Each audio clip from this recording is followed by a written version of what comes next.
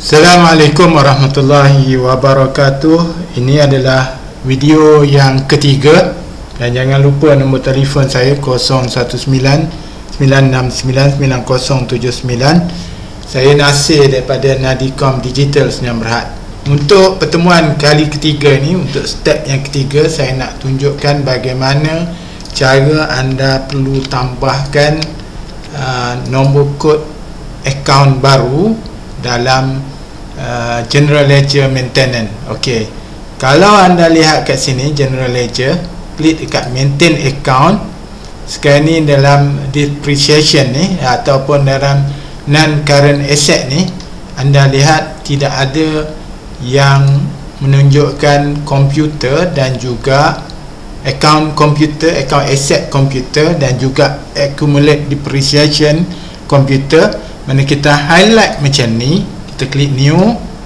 Mana sekarang ni kalau tengok kat sini yang akhir sekali 200-400. Kalau kata kita nak masukkan ni 200-500, makna sekarang ni kita nak masukkan perkataan ataupun yang asset ni adalah komputer. Okey, komputer. Okey, kita klik okey, dan dia akan keluar satu lagi pertanyaan pada kita, create and accumulate depreciation account for computer. Kita klik yes, dan paparan nombor dia buat kat kita macam ni, dan apa itu, klik ok, dan kita ada tambahan kat sini.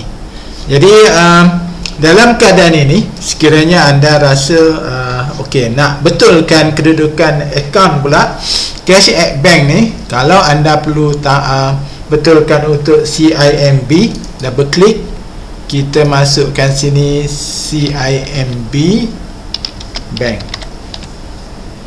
Dan sekiranya anda perlu tambah akaun Maybank, kita klik current asset, kita klik kat atas current asset ni, kita klik new. Sekarang ni nombor kod kat sini, kalau kata anda masukkan nombor kod ni, contohnya 310 untuk bank ni, 310-000, contohnya Maybank account.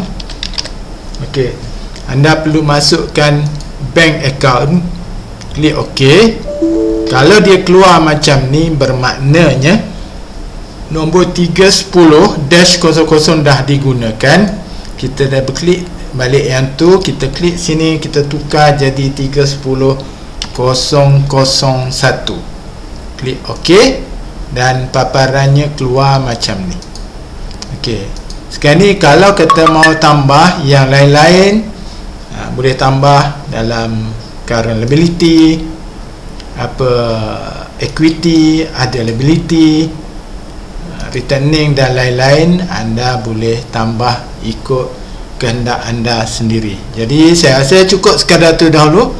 Wallahu a'lam. Assalamualaikum warahmatullahi wabarakatuh.